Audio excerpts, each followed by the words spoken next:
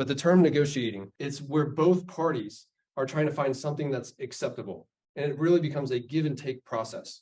I think too many times I see it's me versus you with agents, with clients. So it means one or both parties need to make concessions. So what can you negotiate? Price, Buyers, repairs, items to company. so closing costs. We got something on Zoom. Terms, yes, we've negotiated our space downstairs. Terms, what we pay, different tools we offer to our agents, we've negotiated all that. So really in life, I would say almost anything is negotiable. And especially while you're under contract, it's up until the day of closing, you can keep negotiating. So there's nothing to really stop you.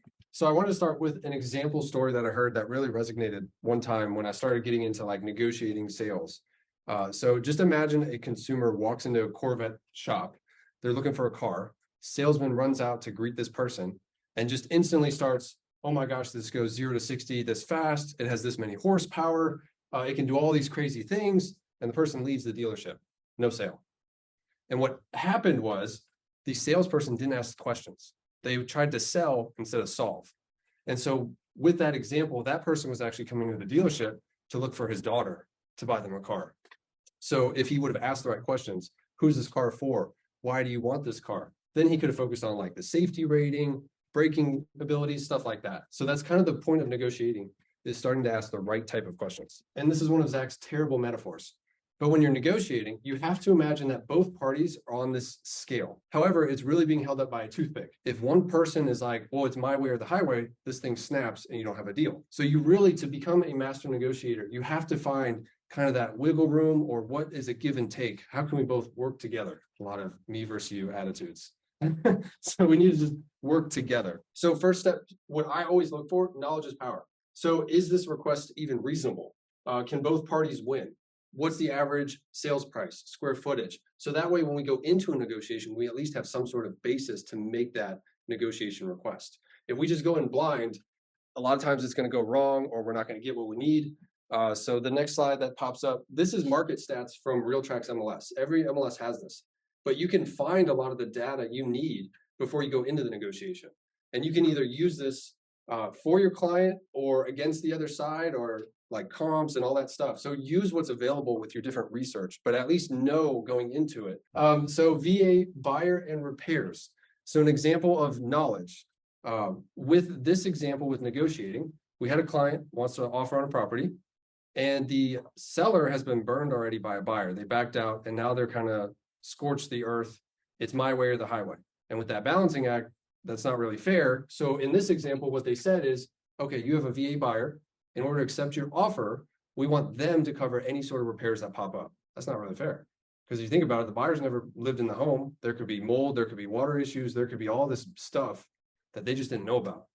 So what we came up with, which I thought was really good, is we thought, okay, fine, we'll agree to that. However, if any cost of an item exceeds $2,500, then the buyer can walk. So it's kind of getting back that balancing scale of like, okay, there's this unreasonable request, and we've brought it back to level like, okay, fine, we'll worry about VA appraisal stuff, but only up to $2,500, if that makes sense. Next thing, 80-20 rule. So listen 80% of the time. When I call agents or we're working deals, I can hear different words that they're saying. And that just comes from listening. A lot of people think I'm very quiet, but that's just, I'm listening, I'm studying, I'm trying to figure out how to get that balance scale in my favor. So don't sell, problem solve. And that can come from 80% listening, and 20% of the time that I'm talking, usually I'm asking questions. Something that goes along with this is one of the most important things this is in the law of power. So when you're looking at how you're getting people to come to your side, how to seduce them into your concepts, it's really easy to do that if you're dealing with a party that's smarter than in general, as a smarter human. Because the longer the rope that they have, the more time that they have to deal with something, they'll tie themselves up in their own knot. So that's why you want to sit back and listen, and because they will slowly make themselves come to your idea by talking about it. So with this example, the 80-20 rule of listening versus speaking. So we actually had a client under contract with a property. They were first couple of days, and one of our agents gets a call that, hey, I'm in jail, and they haven't made their earnest money deposit.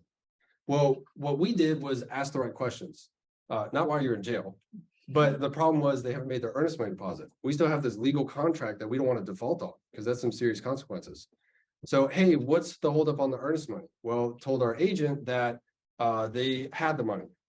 And then actually Cameron spoke to the client later and he said, well, I'm getting a loan for the money. And then we waited even longer and it turned out that he said, well, I'm waiting for my tax refund to have the money for the earnest money deposit. And so with listening to that, we were hearing the story is changing with this client. So what we had to do is we actually just fired the client because we were like, this is going to end in default and we don't want to get sued. And they ended up terminating anyways with that client. But all of that came from just listening.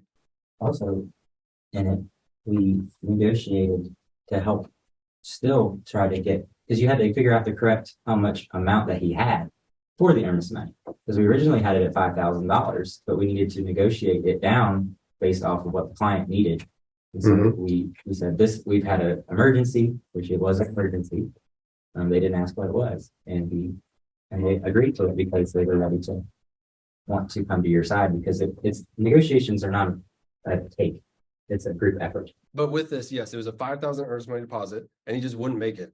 Kept giving us different stories and like, what would actually help? And he said, well, if it was lower, I could do like $500. So we called the listing agent and said, hey, personal emergency has come up because we don't want to disclose he's in jail. That could be confidentiality. Personal emergency came up. We think our buyer could do a $500 earnest money deposit. Would that work with you? And they just said yes.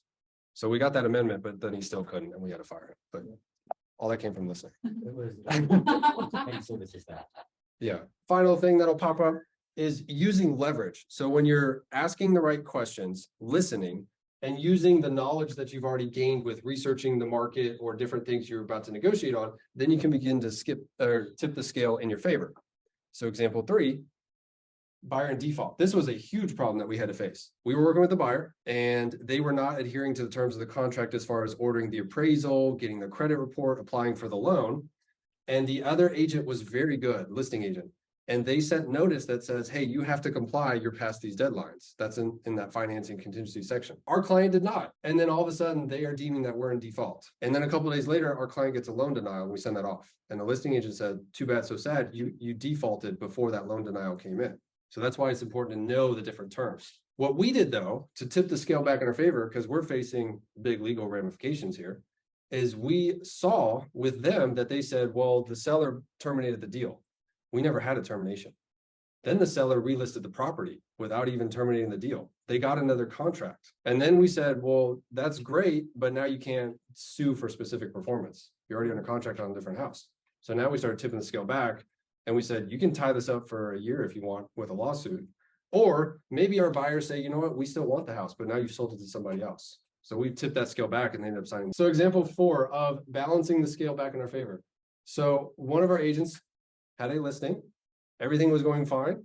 They were scrubbing the house. They were cleaning the house for hours. Buyer pulls up with a U-Haul and all of a sudden they say, house isn't clean enough for me. And there's nothing in the contract that dictates the level of cleanliness for closing on a property. And they said, we're not going to close. And that was supposed to have a closing in the morning. They canceled all their stuff, canceled the movers, canceled their plans, had to buy a hotel, and now said the seller's going to have to pay for all that stuff. Whoa. Which is confusing because it's like, wait a minute, in real estate, an 8-hour workday is an eternity. A lot of things change. There's a lot of moving parts. We didn't tell the buyer to cancel all this stuff. Like, let's work on a solution here. And then the other agent was kind of feeding their client the wrong information, saying they might be justified to it. What if I could get you a couple $1,000s, adding to the other side of the scale with wrong information. And so what ended up happening is we said, look, your buyer's going to close or they're not, but the seller is headed to the property right now to take photos and document the condition of the property to show it's clean. So either y'all can close now or y'all can default by tomorrow and it'll be a different conversation. And they ended up closing because they had no legal basis. Did the buyer's agent not ask for 5,000? Was it 5,000 at the end of the day? And that was their terms and conditions for them to be able to close? Yes. All of a sudden they were throwing out numbers. The buyer's agent was working with the buyer saying, hey, y'all don't have to close, but what if I get you $5,000 to $10,000 off the price? Just out of nowhere. And so we told that agent basically professionally that you can like eat that cost.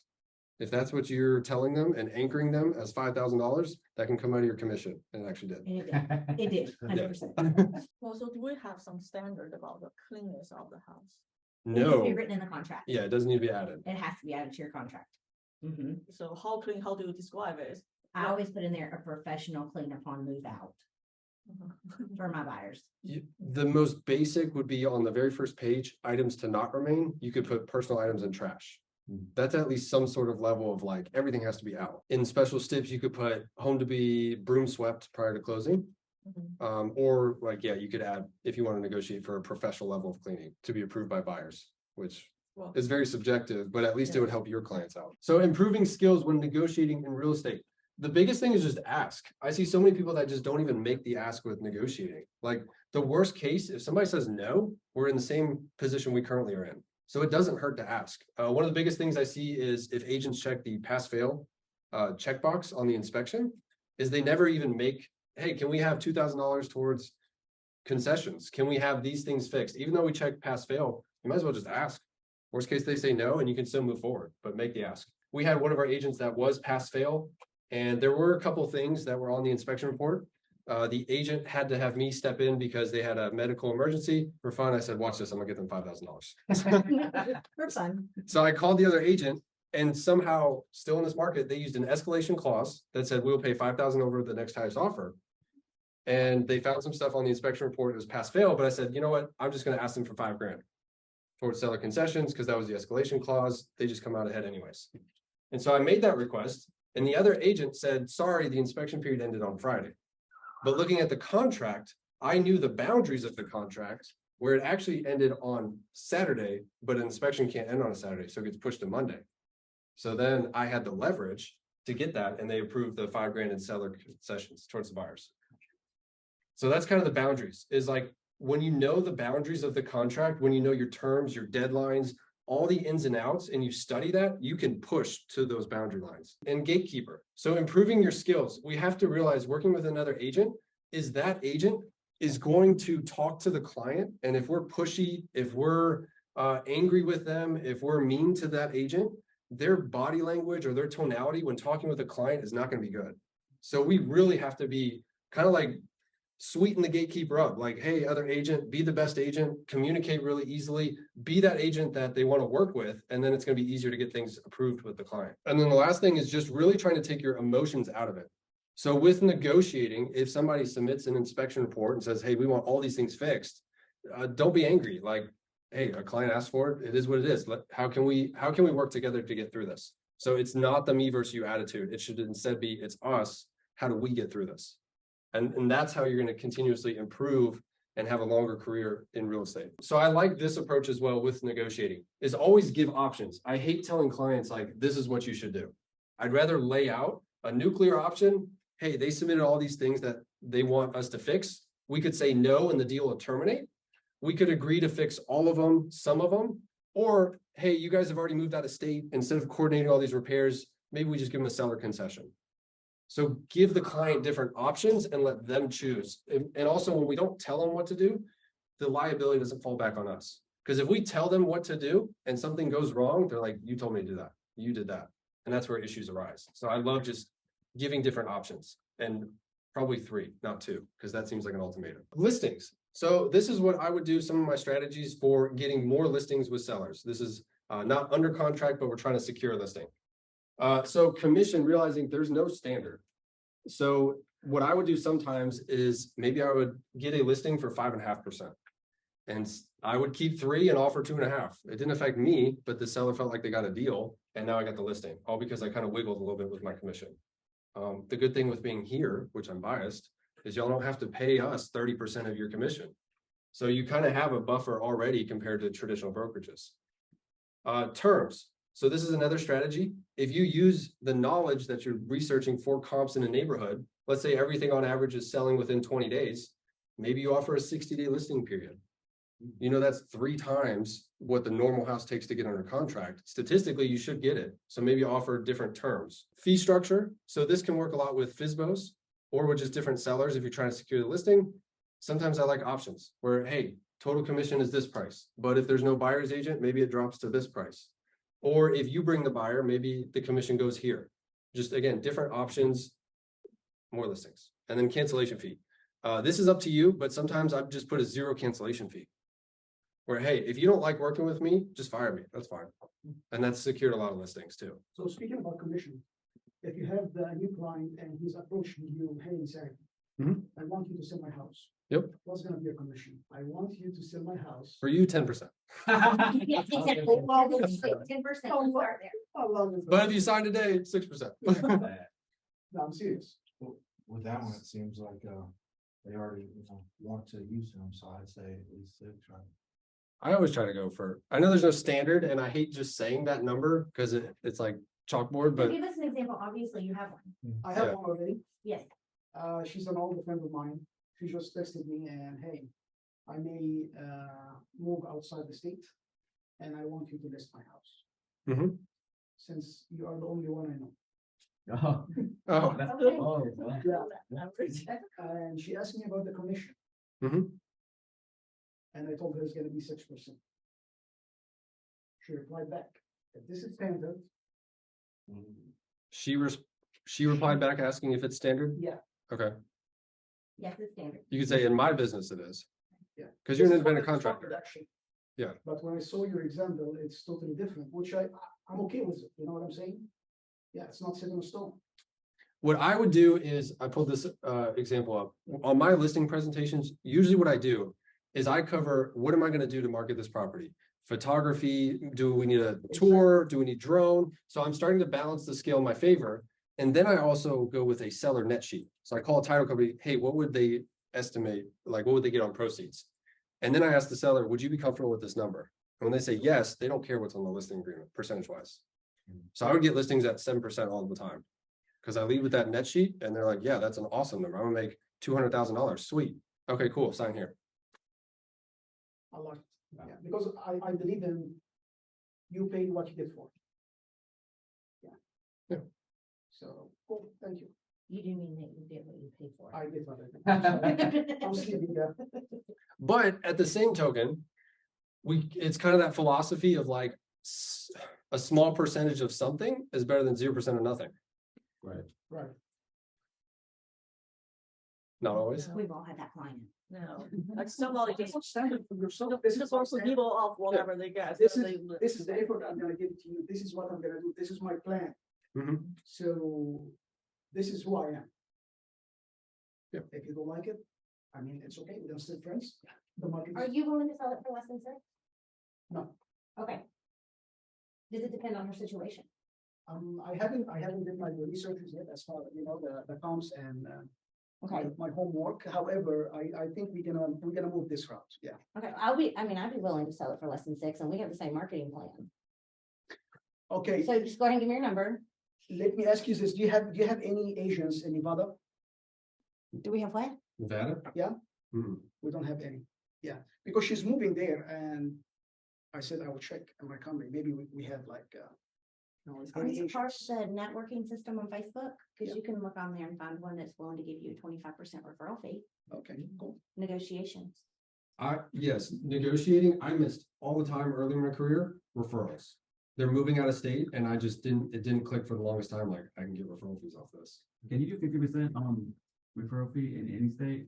You can ask, you can ask. I mean, I've had California buyers that moved here before when I was at a different brokerage and their agent wanted 50%, but it was a $1.4 million deal. So why do I care? Yeah, I'll give you 50%. Thank you for giving me your clients. And then I got 3 referrals off of that one that I never had to pay a referral fee for. Yeah.